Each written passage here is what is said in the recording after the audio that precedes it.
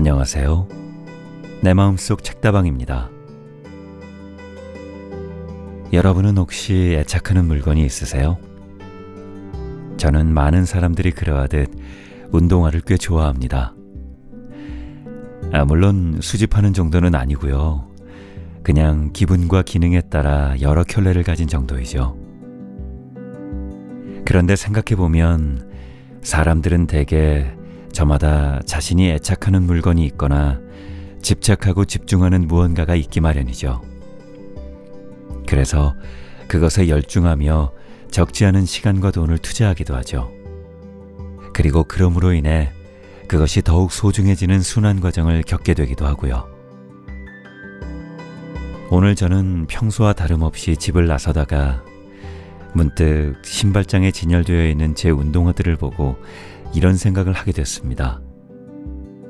난 그저 평범한 사람이라 생각했었는데 나도 다른 사람들처럼 무언가를 애착하고 집중하는 게 있었구나 하고 말이죠.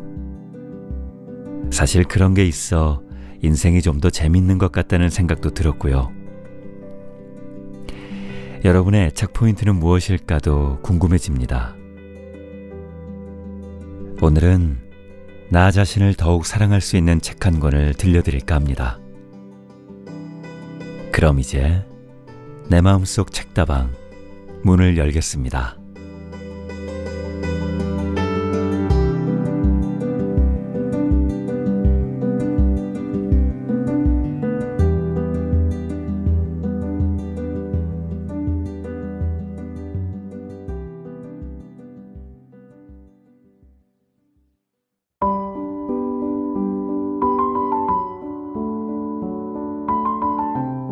오늘 내 마음속 책다방에서 읽어드릴 책은 리스창 지음, 이지수 옮김, 정민미디어에서 발행한 나는 오늘부터 내 감정에 지지 않기로 했다입니다.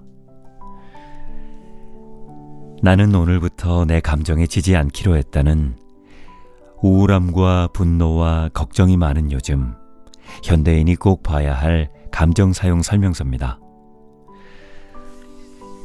이 책은 감정의 실체를 심리학적 관점에서 심도 있게 다루고 있습니다. 총 10장에 걸쳐 이론의 실사례를 접목하여 감정조절법을 설명하고 이것이 실생활에서 어떻게 작용하는지 보여줍니다. 이 책은 감정의 중요성을 이해하고 자신에게 딱 맞는 감정 제어법을 터득해 볼 수 있는 기회를 제공하는 좋은 내용을 담은 책입니다.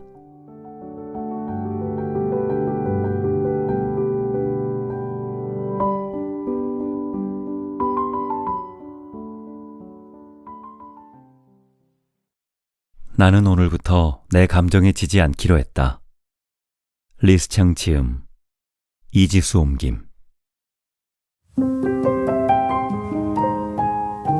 프롤로그. 오늘날 나날이 치열해지는 경쟁 속에서 개개인이 받는 압박과 스트레스가 증가하고 있다. 그러다 보니 어느새 일상은 근심, 걱정, 우울, 원망, 그리고 원인을 알 수 없는 분노 등의 부정적 에너지로 가득 차게 되었다. 많은 사람은 이러한 감정을 자기도 모르게 가까운 주변 사람들에게 분출하고는 원망을 듣는다. 그러고는 내가 왜 그런 말을 했을까? 왜 그런 행동을 했을까 후회한다. 하지만 이미 엎질러진 물이다. 누구나 이런 경험이 있을 것이다. 기분이 좋을 때는 모든 것이 멋지고 근사해 보인다. 이럴 때는 별로 좋아하지 않았던 사람에게도 호감이 생기고 마음에 들지 않던 일도 너그러이 이해하게 된다. 반면 기분이 좋지 않을 때는 눈앞에 산의 진미가 차려져 있어도 입맛이 없고 멋진 풍경이 펼쳐져 있어도 안중이 없다. 심지어 온갖 이유를 들어 주변 풍경과 환경을 비하하기도 한다. 이럴 때는 단짝 친구의 말조차 가시 같다. 이렇듯 사람의 감정은 그 영향력이 대단하다. 이런 말이 있다. 태어나고 살아있는 것은 쉽지만 매일을 살아가는 것은 어렵다. 누구나 살아가면서 근심 걱정에 시달리고 때때로 곤란한 일을 겪으며 좌절과 실패를 경험한다. 이미 벌어진 일은 되돌릴 수 없으니 우리는 미래에 대비해야 한다. 물론 미래에 어떤 일이 어떻게 벌어질지 정확히 예측할 수 없겠지만 적어도 어떤 일이 벌어졌을 때 마음을 다스릴 수는 있다. 감정을 제어하는 사람은 자신의 운명을 손에 쥐고 어떤 일이 벌어져도 적절히 대처할 수 있다. 감정의 힘은 매우 강력해서 살아가는 매 순간 영향을 준다. 그러므로 감정을 조절하는 법을 배워야 한다. 이는 인생을 살아가는데 아주 중요한 과제다. 감정은 사람의 심리와 언행에도 영향을 미친다. 그래서 좋은 감정을 느끼면 어떤 일을 하든 긍정적인 기운과 밝은 에너지를 발산한다. 이는 곧 행동으로 이어져 뜻밖의 좋은 결과를 이끌어낸다. 반대로 부정적인 감정이 휩싸여 있다면 무슨 일이든 주저하고 비관하며 불안과 초조함 등의 부정적 에너지를 발산한다.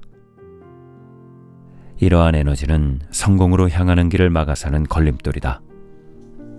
따라서 스스로 고치지 않으면 돌이킬 수 없는 심각한 결과를 낳는다. 사람은 저마다 집안 환경, 외모, 지능의 차이가 있다. 이 때문에 주변 사람이나 살아가는 방식도 다 다르다. 모두가 다른 모습으로 살아가지만 다행히 성공의 기회는 누구에게나 공평히 주어진다. 핵심은 우리 곁에 기회가 다가왔을 때 과감히 도전해서 그걸 잡는 것이다. 이러한 긍정적 행동을 이끌어내는 것이 바로 감정이다. 자기 감정을 잘 다스려서 긍정적인 방향으로 이끈다면 주변 어디에서든 기회를 찾을 수 있을 것이다. 예로부터 성공한 사람들은 감정을 잘 다스려 자신의 운명을 지배했다. 어떤 일을 할 때 감정을 다스리지 못하면 그 일은 최악의 방향으로 흘러가서 결국 돌이킬 수 없는 결과를 낳는다. 이 책에서는 감정이란 무엇인지 심리학적 관점에서 심도 있게 살펴볼 것이다. 또한 이론의 실사례를 접목하여 감정 조절법을 쉽게 설명하고 이것이 실생활에서 어떤 작용을 하는지 알아볼 것이다.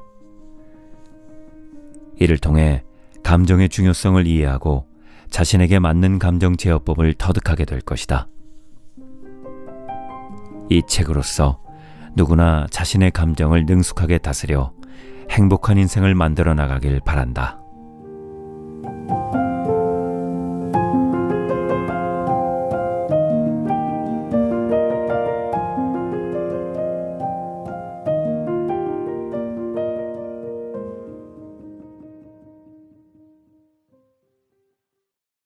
파트 1. 감정을 이해하면 성공을 얻을 수 있다. 1. 밝은 빛이 내 삶을 비추게 하라. 행복한 인생은 매일 긍정적인 감정을 느끼는 데서 시작된다. 긍정적으로 바라보면 주위의 모든 것이 아름답다.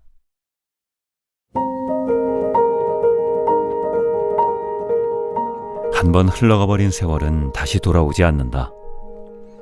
계절은 끊임없이 모습을 바꾸고 시간은 안개비처럼 조용히 흘러간다. 동경하는 이의 삶은 너무나 멀리 떨어져 있는 것처럼 느껴져 그곳에 이르기까지 얼마나 각박하고 힘든 세월을 견뎌야 할까 한숨이 나온다. 하지만 어느새 동경하던 누군가의 모습으로 살고 있는 나 자신을 발견하게 된다. 과거의 흥망성쇠는 먼지가 되어 흙으로 돌아가고 모진 풍파 같기만 하던 지난 날도 지나고 보면 그리 참혹하지 않았다. 흘러가는 세월 속에서 적절히 비우는 법을 깨닫고 온갖 고생을 견뎌낸 연륜으로 얼룩진 상처를 지울 수 있다면 인생이 여전히 아름다울 것이다.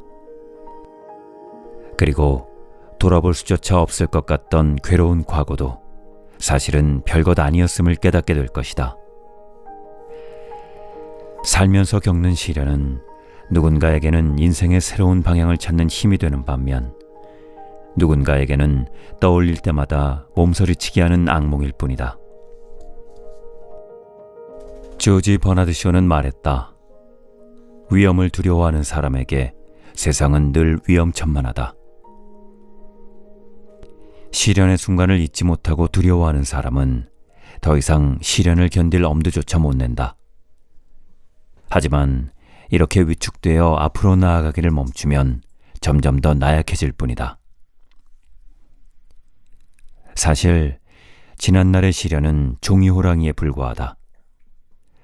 과거의 일은 좋은 일이든 나쁜 일이든 순조로웠든 굴곡이 있었든 현재의 삶에 실질적인 영향을 줄 수 없다. 따라서 과거의 일에 영향을 받는 것은 순전히 심리적인 문제일 뿐이다. 오래전에 겪은 시련을 떨쳐버리지 못한 채 현재와 미래의 삶의 두려움을 느끼는 사람의 진정한 적은 시련 그 자체가 아니라 바로 자기 자신이다.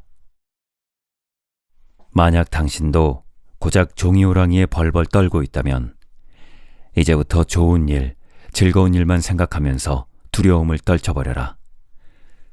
그리고 더 나은 삶이 펼쳐질 것이라는 긍정적 자기암시를 하라.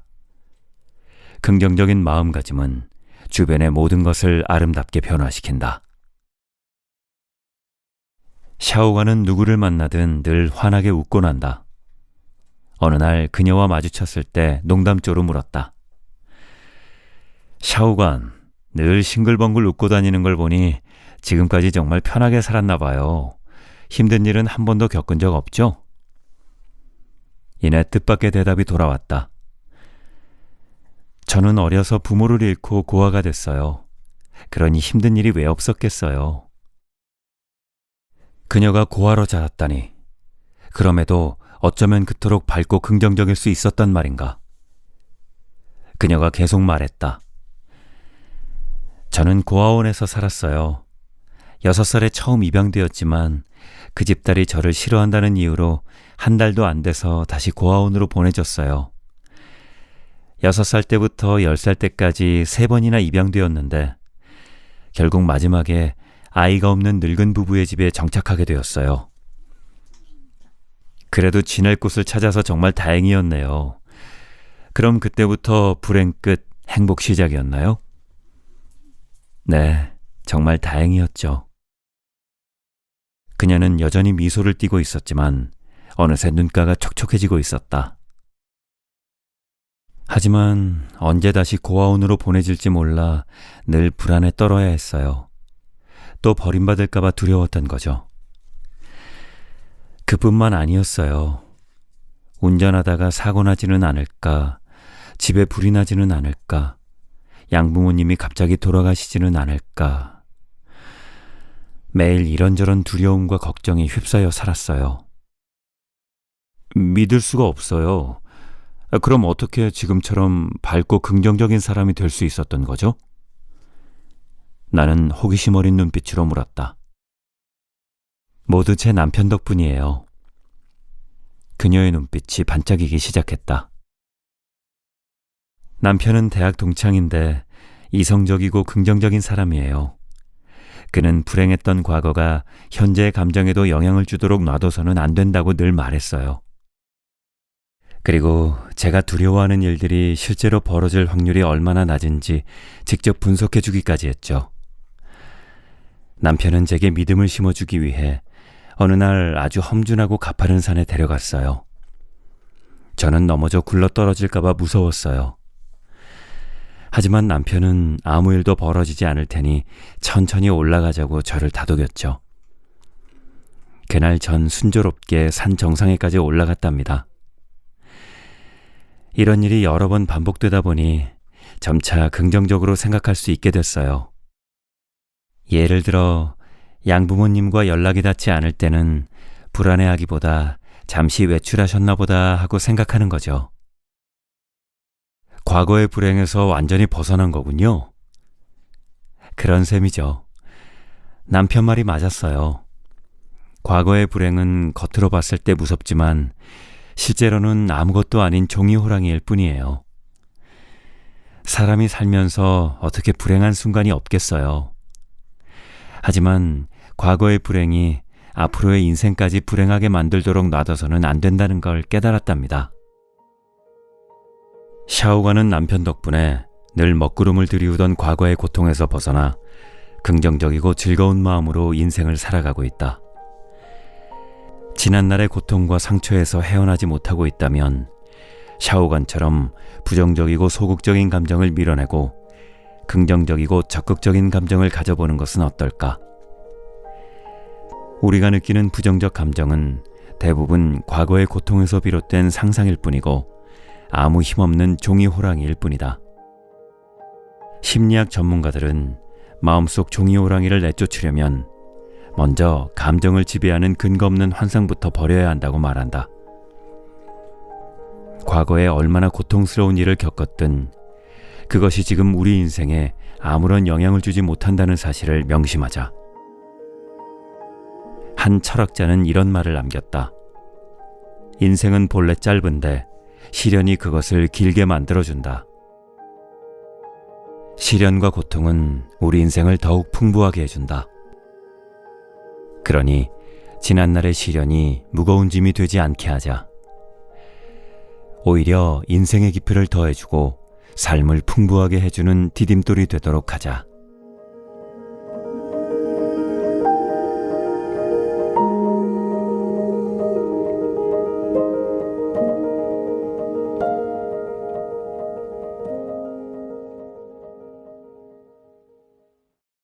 비우면 평온함이 찾아온다. 사람들은 조금이라도 더 움켜쥐고 쟁취하기 위해 평생을 시간에 쫓기며 산다. 그러나 정작 나이가 들었을 때 정말로 필요한 것은 물질적 풍요가 아니라 소박하고 평온한 생활이다. 1980년대 일본 사회 각층에서 중국 고대 경전 한 권이 유행했는데 그 열기는 지금까지도 식을 줄을 모른다. 일본의 수많은 기업가, 정치가 학자에게 사상적 영향을 주고 인생 길잡이가 되어준 책은 바로 책은담이다. 어째서 책은담이 일본 사회에서 중요한 경전으로 수용되었을까? 일본인들은 전쟁 이후 경제 부흥으로 더없이 풍요로운 생활을 누리게 되었다. 그러나 나라가 번영할수록 사람들은 오히려 자아를 잃어버리고 인생의 참모습에서 점점 더 멀어졌다. 노인들은 공허감에 빠졌고 젊은이들은 물질주의에 얽매인 채 스스로 불행하다고 여겼다. 그러다 보니 과거의 순수함과 소박함을 되찾아야 한다는 목소리가 높아졌다. 하루하루를 충실히 살면서 인생의 참된 진리를 깨우치고 싶어하는 사람이 점점 늘어났다. 그런 가운데 역사적으로 많은 사람의 정신적 길잡이가 되어온 책은담이 주목받게 된 것이다. 소박한 생활을 부정적으로 보는 이들이 있다. 소박한 생활은 곧 가난이며 거친 풀떼기 따위로 연명하는 삶이라 생각하는 것이다. 그러나 소박함과 가난함은 완전히 다른 개념이다. 가난한 것은 어쩔 수 없이 처한 어려운 상황에서 원치 않는 고달픈 삶을 사는 것이고, 소박한 것은 먹고 살기 괜찮은 환경에서 인생의 본질을 지키며 사는 것이다. 소는 간소하며 박은 꾸밈 없는 순수함을 의미한다.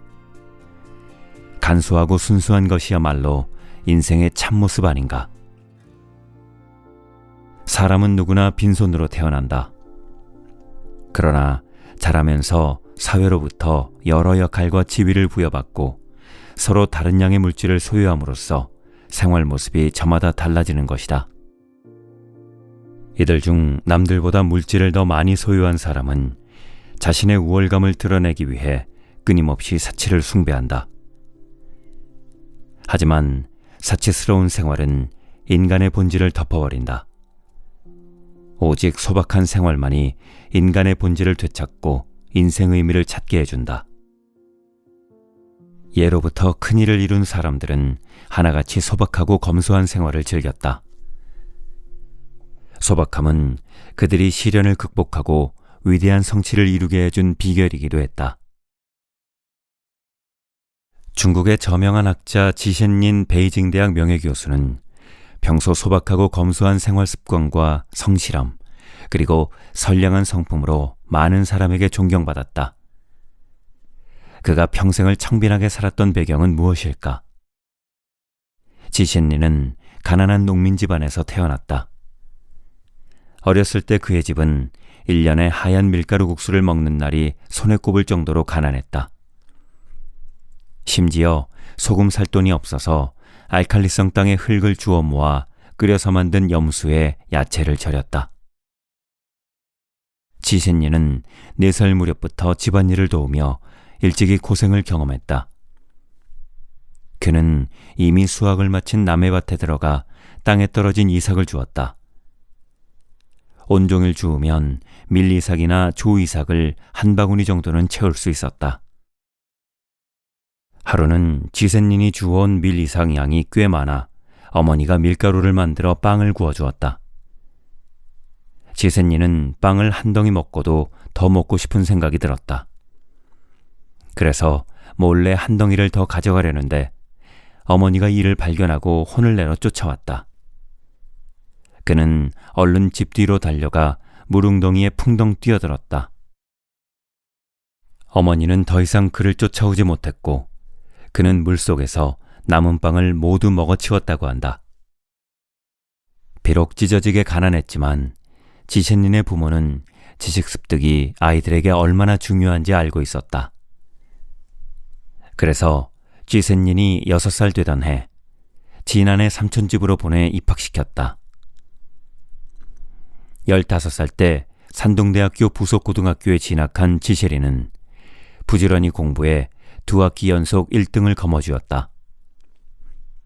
이후 그는 칭화대학교에 합격해 수학하다가 독일로 유학을 떠났고 귀국한 뒤에는 베이징 대학에서 교수 생활을 했다. 그는 유학파로서 중국 최고의 대학 교수였지만 옷차림은 늘 수수했다. 그의 집 가구들은 모두 몇십 년 사용한 것들이었고 식사도 간소했다.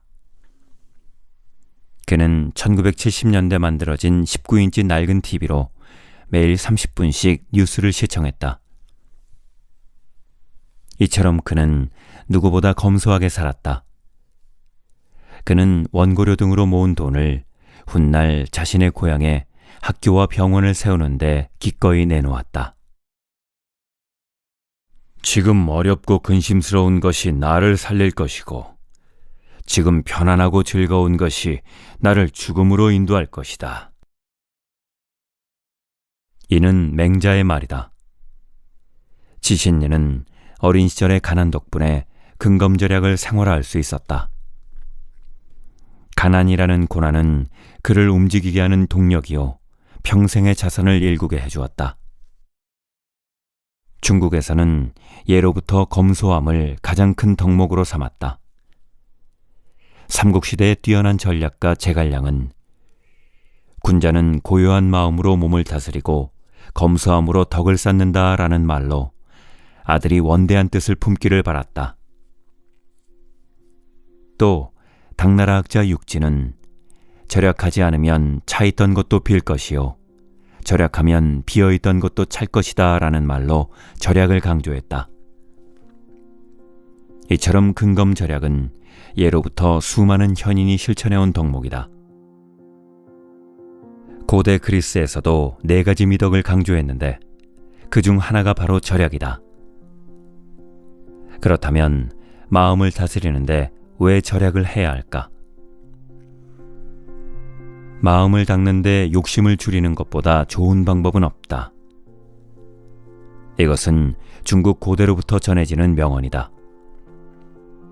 소박한 음식을 먹고 근검절약하는 생활이야말로 마음을 닫고 감정을 다스리는 가장 좋은 방법이라는 의미다.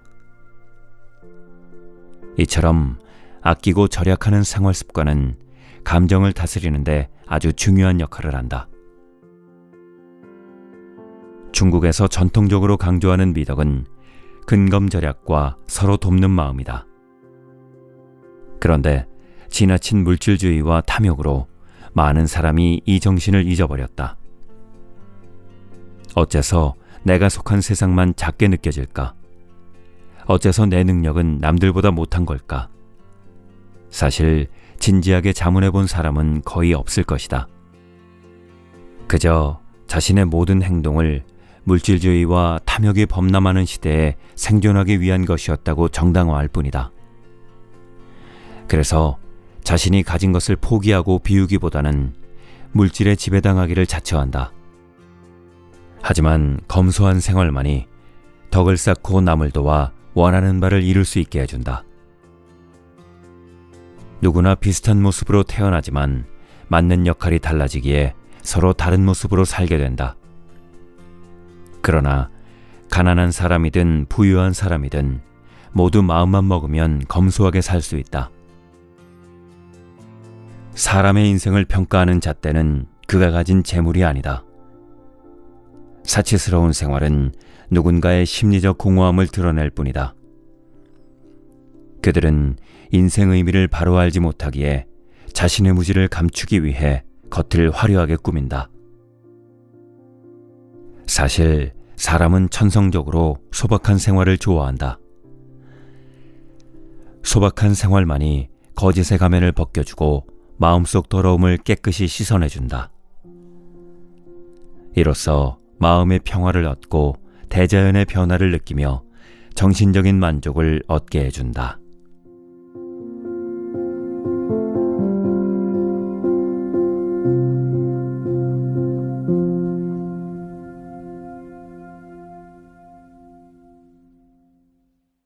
긍정적인 마음가짐은 이상적인 결과를 이끌어낸다.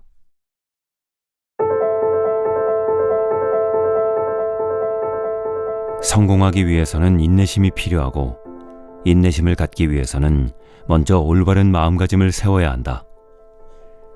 심리학에서는 마음가짐을 밭가사물에 반응할 때 나타나는 사람들의 심리 상태라고 정의하고 그 사람의 가치관이 직접적으로 드러나는 것이라고 말한다.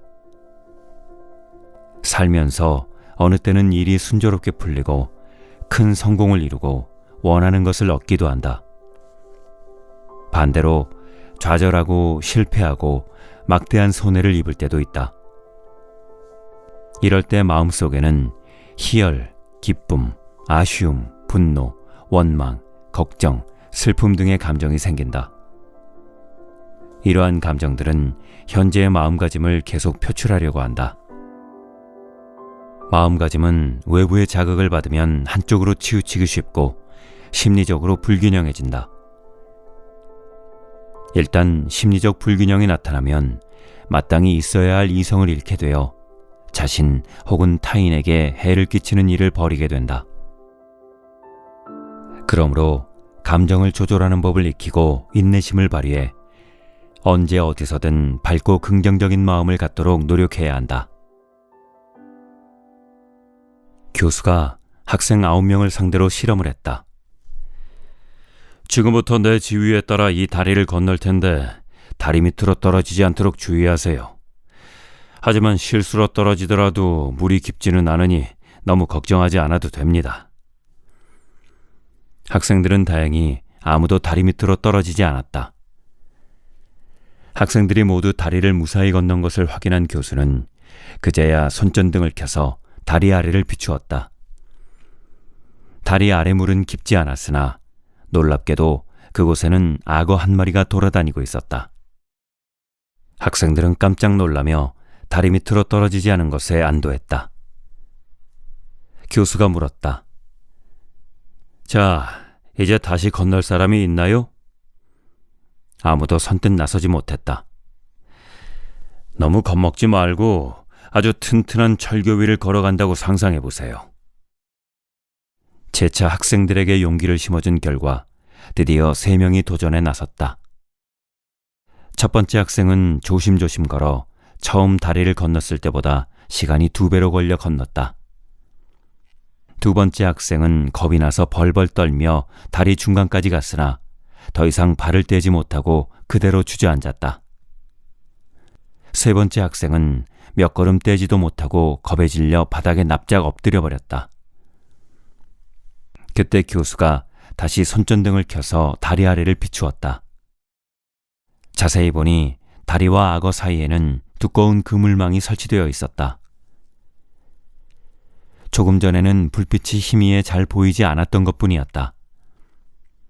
이런 상황을 확인하자 학생들은 다시 아무렇지도 않게 다리를 건넜다. 단 한 명만 다리를 선뜻 건너지 못했는데 교수가 그 이유를 묻자 그물망이 끊어질까봐 걱정되었다고 말했다.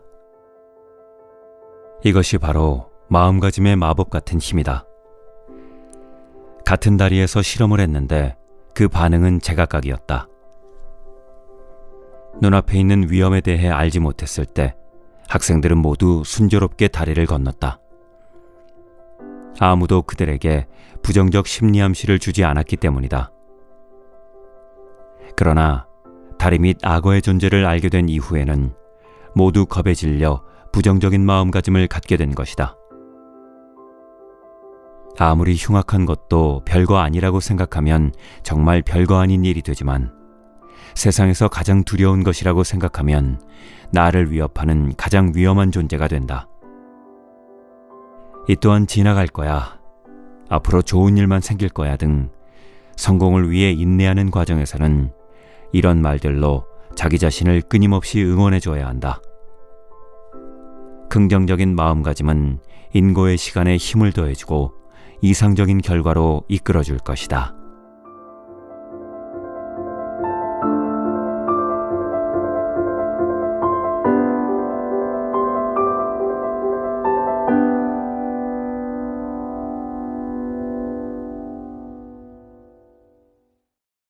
다른 각도에서 바라보면 모든 풍경이 특별하다.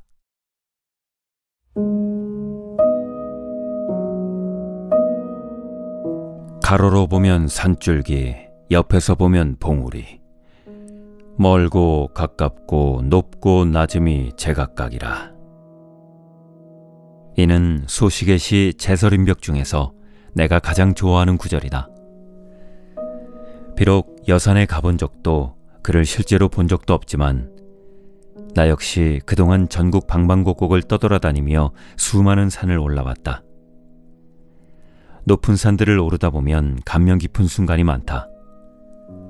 그리고 소식의 식구처럼 같은 사물도 어떤 각도에서 바라보느냐에 따라 완전히 다른 풍경이 펼쳐지는 것을 경험할 수 있다. 매번 산에 오르고 나면 많은 깨달음을 얻고 생각도 다양해진다. 만약 우리 내면의 산을 올라야 한다면 이 역시 진짜 산을 오르는 것과 비슷할 거라는 생각이 든다. 같은 일도 어쩌면 실망스럽고 불쾌하지만 관점을 조금만 바꾸면 긍정적인 마음이 생기고 생각이 트이는 것처럼 말이다. 어떤 사물에 희망을 품거나 두려움을 느끼는 이유는 그 사물이 우리의 감정이나 바람과는 상관없이 다양한 모습으로 나타나기 때문이다. 외부 환경은 사람의 의지로 선택할 수 있는 것이 아니다. 그러나 외부의 환경에 어떻게 대응하느냐는 스스로 결정할 수 있다. 어떤 문제나 사건을 맞닥뜨렸을 때 어떠한 현실이든 수용하려는 마음가짐으로 그 속에서 내게 유익한 점을 찾아내려고 노력해야 한다.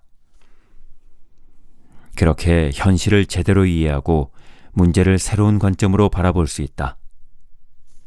해결책을 찾을 수 있음은 물론이다.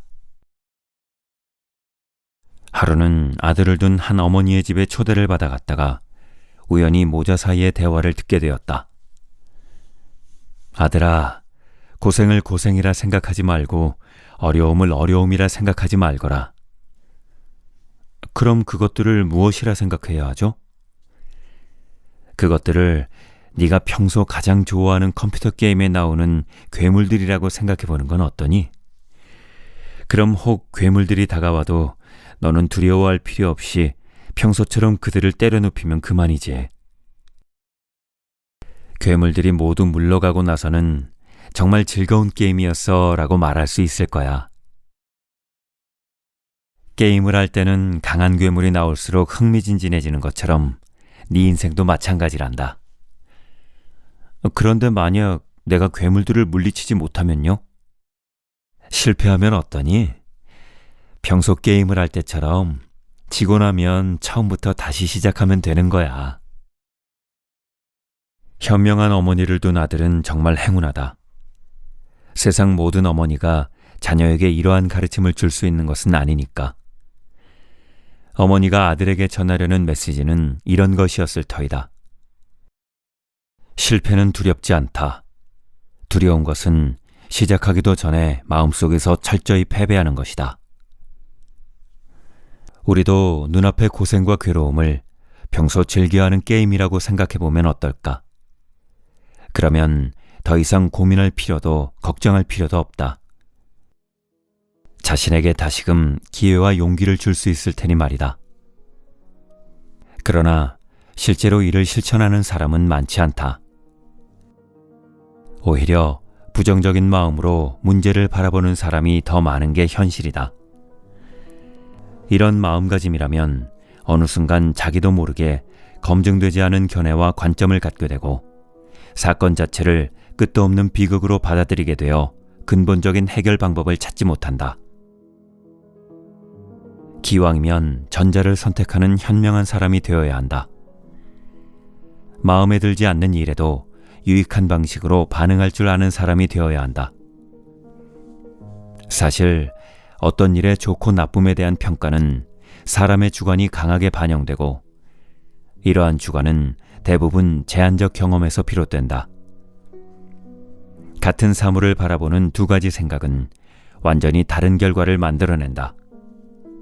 즉, 비관적인 생각은 나쁜 결과를 가져오고 긍정적인 생각은 좋은 결말을 가져온다. 전자는 상황을 논리적으로 바라보지 못해 오류에 빠지고 자신의 굴레에 갇혀 인생이 점차 진창과 어둠 속으로 빨려들게 된다. 후자는 불리한 상황에서도 유리한 고지를 발견하고 그것의 가치를 판단할 능력을 지녔으며 이로써 교훈을 얻어 더 좋은 방향으로 발전시켜 나아간다. 아마 이쯤 되면 어떤 마음가짐으로 사물을 바라보고 문제를 대해야 할지 답을 찾았을 것이다.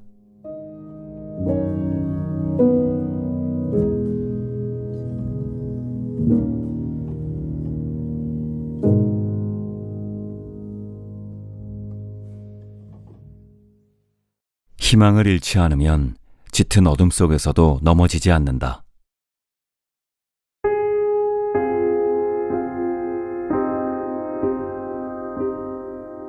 세상은 시끌벅적하면서도 때로는 적막한 무대다. 그리고 사람은 모두 이 무대 위에서 서로 다른 역을 맡은 배우들이다. 기왕 세상이라는 무대에 섰다면 자신이 맡은 배역을 훌륭하게 해내야 하지 않을까? 자신의 배역에 충실한 배우들은 주어진 인생을 부끄럽게 살지 않는다. 배역을 수행하다 보면 때때로 어려움이 닥치겠지만 그래도 괜찮다. 평정심만 잃지 않는다면 분명 멋진 무대를 완성할 수 있을 것이다. 시련이 닥쳤을 때 어떤 사람은 자신을 믿고 행동함으로써 어려움을 극복한다.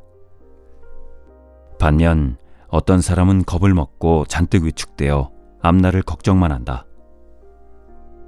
과연 이들 중 세상을 바꿀 사람은 누구인가?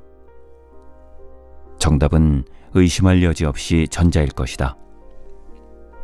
노력한다고 반드시 성공하는 것은 아니지만 노력하지 않으면 절대로 성공할 수 없다. 시련에 맞서는 태도는 그 사람이 지금까지 얼마나 노력해왔는지 혹은 얼마나 노력할 것인지를 보여주는 거울이기도 하다. 옛 현인들은 자신의 마음가짐을 바꾸려고 노력하면 인생을 바꿀 수도 있다고 하였다. 다시 말해 어떤 마음가짐을 가지느냐에 따라 어떤 감정을 느낄 것인지 어떤 방식으로 살아갈 것인지가 정해진다는 뜻이다. 밝고 좋은 마음가짐을 가지고 있으면 언제나 좋은 감정을 느낄 것이다. 좋은 감정을 느낄 때 모든 일에 최선을 다할 수 있다. 그럼 좋은 마음가짐이란 무엇일까? 좋은 마음가짐은 우선 자신의 인생과 자신의 모습을 올바르게 인식하는 것에서 출발한다. 인생은 결코 우리의 바람대로 흘러가지 않는다. 오히려 우리가 원하는 모습과 정반대로 흘러갈 때가 더 많다. 하지만 이것이 바로 인생 아닌가? 좋은 마음가짐이란 과거의 모습에 얽매이지 않고 지금 내가 처한 현실을 받아들여 자신을 변화시킬 수 있는 마음이다. 이런 마음가짐으로 살아간다면 지금보다 더 행복한 인생을 누릴 수 있다. 내 동생은 규모가 제법 큰 부동산 회사에서 일했다. 동생은 말단 사원에서 시작해 4년 만에 업무팀장으로 고속 승진했고 분기마다 업무 실적이 뛰어난 3명 중에 뽑혔다. 능력이 출중하다 보니 사장님의 신임을 얻은 것은 물론이고 동료들 모두 동생을 신뢰했다. 그러다 보니 동생 스스로도 관리자로 자신이 뽑히리라는 사실을 믿어 의심치 않았다. 그녀가 지역관리자로 승진하는 것은 문제없어 보였다. 얼마 후 인사팀에서 그녀의 업무 실적표를 내어주며 개인 자료들을 다시 한번 검토하라는 지시가 내려왔다. 그런데 며칠 뒤 생각지도 못한 일이 일어났다. 지역관리자 자리에 동생이 아닌 전혀 다른 사람이 뽑힌 것이다. 동생은 급격히 우울해졌고 너무 큰 패배감에 더 이상 회사 일에 전념할 수가 없었다. 이런 일은 일상에서도 자주 일어난다. 어떤 일의 결과가 빤히 보이면 사람들은 오로지 자신의 주관대로 판단하고 결론을 내리고 행동한다. 그런데 그 결과는 우리의 예상과 다를 때가 많다. 이때 대부분의 사람은 이러한 사실을 쉽게 받아들이지 못하고 처음에 품었던 긍정적인 마음가짐마저 흔들리게 된다. 인생에서 당연한 일은 없다. 살면서 어떤 길을 걸어가든 생각지 못한 시련을 만날 수 있다. 이는 사람 의지로 막을 수 있는 것이 아니다. 인생에 대해 섣불리 결론 내릴 수도 안전한 곳에 내내 숨어 있기만 할 수도 없다. 중요한 것은 시련이 닥쳤을 때 무조건 다른 길로 도망치기보다는 끝까지 견뎌 시련을 이겨내는 것이다. 어떤 일에 최선을 다하고 있다면 시련에 부딪히거나 결과가 기대와 다르더라도 쉽게 포기하지 말고 담담히 맞서야 한다. 그래야만 공들여 쌓은 탑이 무너지지 않고 새벽에 짙은 어둠 속에서도 넘어지지 않고 떠오르는 태양을 맞이할 수 있다.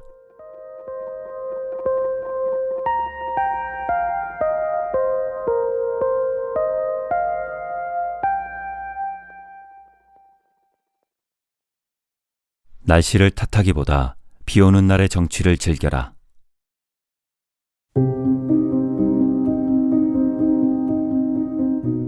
나는 활짝 핀 첫 꽃잎을 보며 따뜻한 봄날을 즐기고 첫 장맛비가 내리면 즐거운 여름을 고대한다.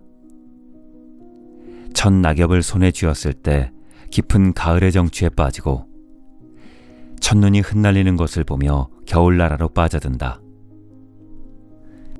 누구나 싫어하는 계절과 날씨가 있다. 그러나 나는 각각의 계절과 날씨가 갖고 있는 특별한 색채를 감상하기 좋아한다. 그래서 날씨에 대해 불평하는 사람을 보면 이렇게 말한다. 날씨를 바꿀 수 없다면 차라리 즐겨보는 건 어때? 저명한 학자 난화이지는 말했다. 역사 속 인물 중 정말 훌륭하다고 생각하는 사람이 몇 있다.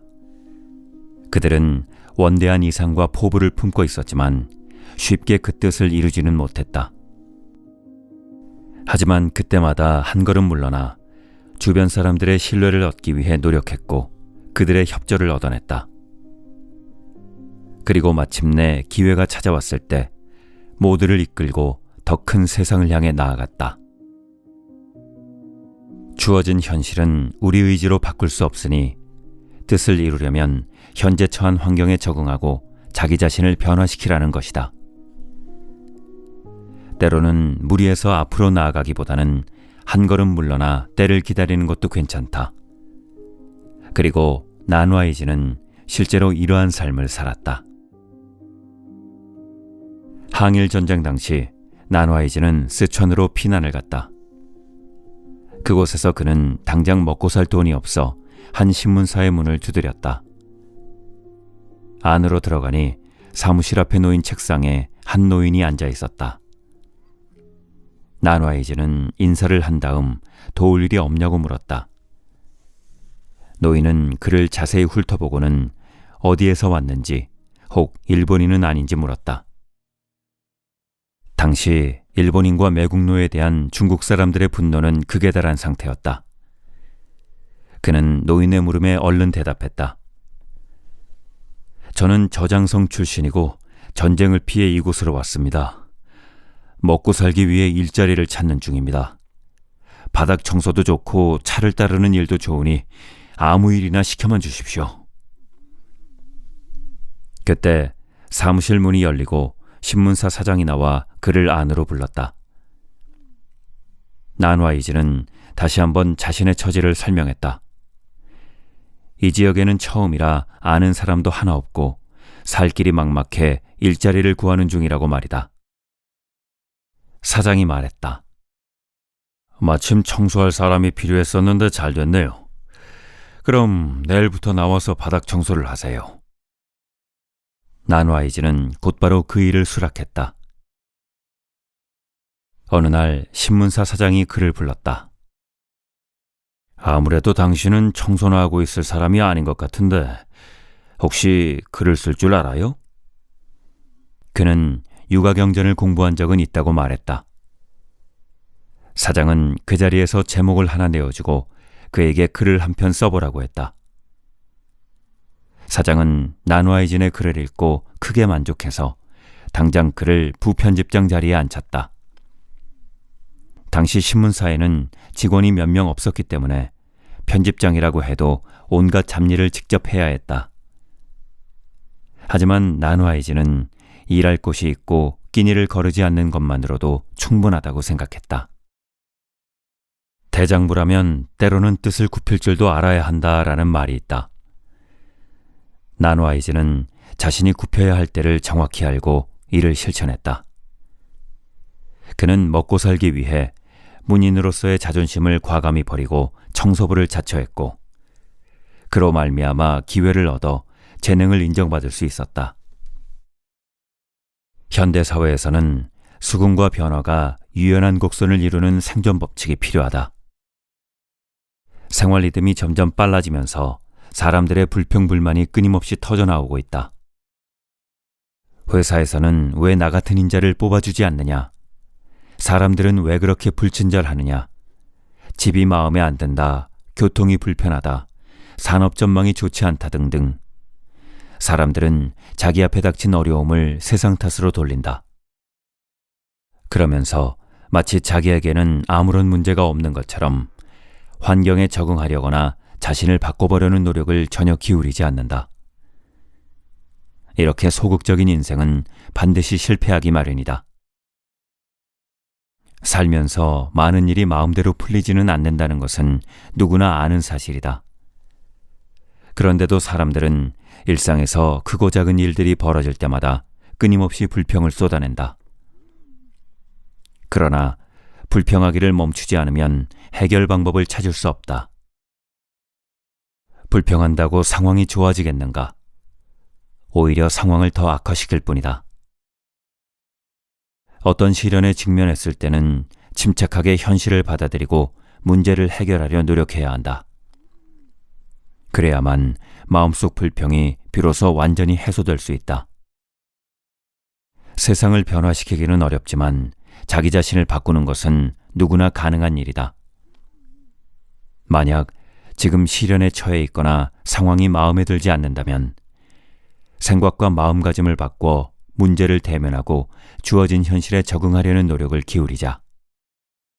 그러면 분명 문제를 해결할 돌파구를 찾을 수 있을 것이다.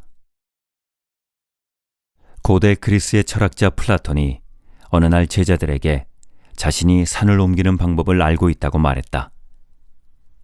그러자 제자들은 너도 나도 그 방법을 가르쳐 달라고 부탁했다. 플라톤이 대답했다. 방법은 아주 간단하지. 산이 움직이지 않으면 내가 산 쪽으로 움직이면 되는 거라네. 세상에 산을 옮길 수 있는 사람이 어디 있겠는가? 플라톤은 제자들에게 자신이 처한 환경과 현실을 바꿀 수 없다면 스스로 변화시키라는 철학을 전달하고자 한 것이다. 웨스트민스터 사원 지하에 있는 영국 성공회 주교의 묘비에는 이런 글이 적혀 있다. 내가 젊고 자유로워 상상력의 한계가 없을 때 나는 세상을 변화시키겠다는 꿈을 가졌다. 조금 더 나이가 들어 지혜를 얻었을 때 나는 세상이 변하지 않으리라는 것을 알았다. 그래서 내 시야를 좁혀 나라를 변화시키겠다고 다짐했다. 그러나 그 역시 불가능한 일이었다. 황혼의 나이가 되었을 때 나는 마지막으로 나와 가장 가까운 내 가족을 변화시켜야겠다고 마음먹었다. 그러나 아무도 달라지지 않았다. 이제 죽음을 맞이하는 침상에서 문득 깨닫는다. 만약 내가 나 자신을 먼저 변화시켰더라면 그것을 본 내 가족들이 변화되었으리라는 것을. 또한 그것의 용기를 얻어 내 나라를 더 좋은 곳으로 바꿀 수 있었으리라는 것을. 그리고 누가 아는가, 세상이 변했을지도.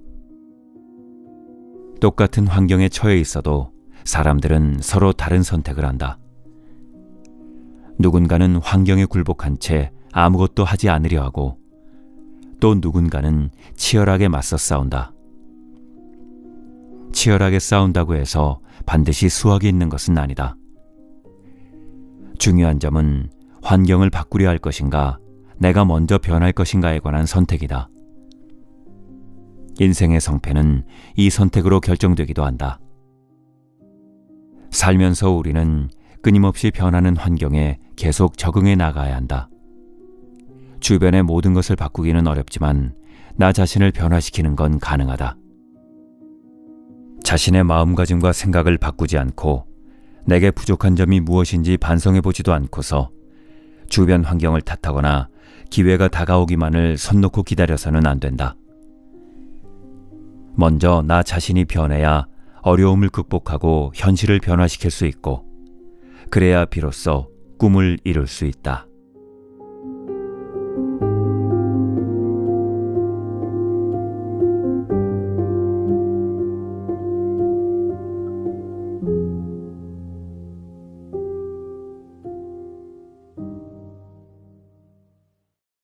마음속 먼지를 털어내면 새로운 빛을 담을 수 있다.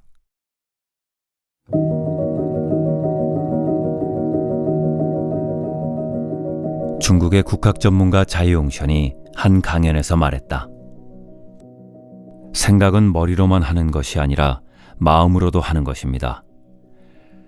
중국 전통 문화에서 마음심이라는 한자는 심장이라는 뜻뿐만 아니라 지혜와 심성이라는 의미도 담고 있죠. 사람의 얼굴을 보면 그의 내면을 알 수 있습니다. 얼굴은 마음의 거울이니까요. 어두운 마음을 가진 사람은 절대 환한 표정을 지을 수 없습니다. 사랑하는 마음이 있어야 온화한 기운이 감돌고, 온화한 기운이 있어야 상냥한 표정을 지을 수 있는 거죠. 그는 겉으로 표출되는 사람의 모습은 모두 마음에서 비롯된다고 말했다. 즐거움, 슬픔, 번뇌, 고통을 나타내는 표정들은 모두 내면의 표출이고, 이는 외부 세계의 제약을 받지 않는다. 같은 사물이라 해도 그것을 대하는 사람의 마음가짐은 모두 다르고, 그렇기에 결과도 모두 다르게 나타난다. 한 동자승이 있었다.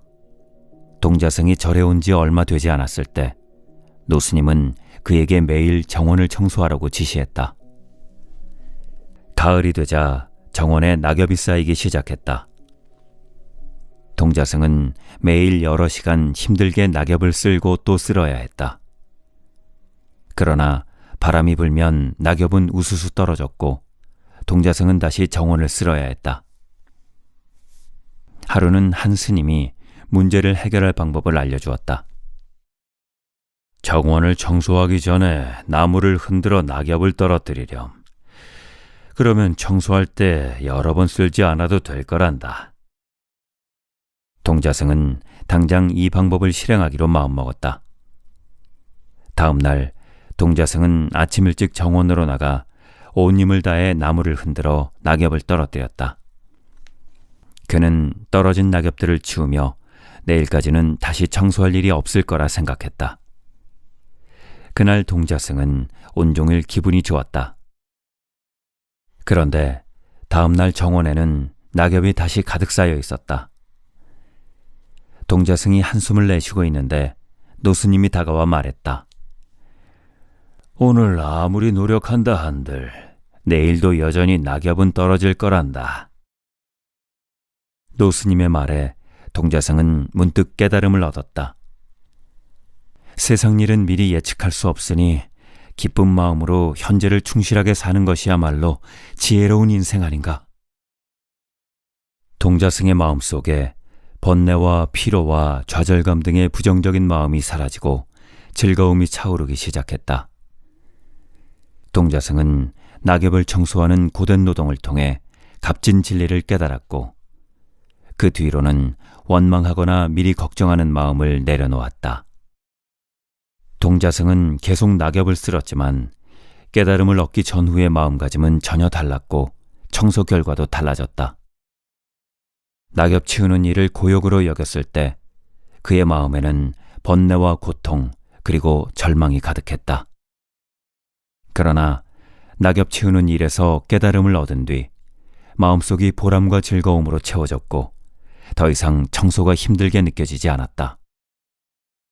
이처럼 모든 번뇌와 쾌락은 우리 마음에서 결정되는 것이다. 비관적인 마음으로 사물을 바라보면 번뇌와 고통을 얻고 긍정적인 마음으로 사물을 바라보면 즐거움과 만족을 얻을 수 있다. 기쁨과 슬픔은 오로지 내 마음에 의해 결정된다. 어떤 사물을 기쁜 마음으로 바라보면 밝고 좋은 면만 보인다. 그러나 부정적인 마음으로 바라보면 어둡고 나쁜 점만 보일 뿐이다. 이런 사람은 아무리 귀한 것을 얻어도 기쁘게 받아들이지 못한다. 기쁨은 내면에서 비롯되는 것이지 돈이나 물건으로 얻을 수 있는 것이 아니다. 슬픔 역시 내면에서 스스로 만들어지는 것이므로 그 누구도 원망할 수 없다. 사실 대부분의 근심 걱정은 외부에서 보낸 위험 신호 때문이 아니라 내면에서 만들어지는 생각들 때문에 발생한다. 잘못하여 회사에서 해고당하면 어쩌나, 큰 병에 걸리면 어쩌나, 갑작스러운 사고가 나면 어쩌나 등등의 생각 말이다. 인생은 무조건 정해진 순서대로 진행되어야 해. 절대 아무 일도 일어나서는 안 돼. 만약 무슨 일이 생겨 뒤죽박죽 된다면 너는 견디지 못할 거야. 이런 생각을 품고서는 어떤 일도 잘 해낼 수 없다. 기쁘든 슬프든 시간은 계속 흘러 지나간다. 그러니 인생의 귀한 시간을 슬픔과 괴로움에 빠져 있기보다는 기쁨과 행복을 느끼며 살아가는 것이 어떤가.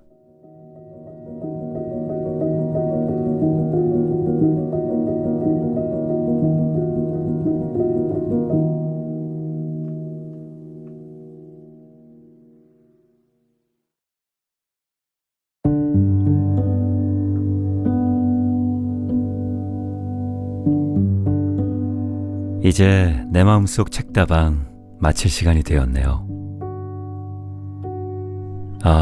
요즘 밤에 집에 들어오다 보면 가로등 불빛이 참 예쁘게 보이더라고요.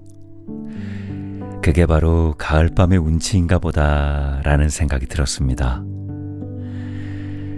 가을이 점점 깊어가면서 가을밤도 더욱 예쁘고 낭만적으로 변해가는 것 같습니다. 여러분, 다시 만날 때까지 늘 감기 조심하시고 행복한 가을밤 만끽하시길 바랄게요. 저는 다시 새로운 책을 가지고 인사드리겠습니다. 오늘도 함께 해주셔서 감사합니다.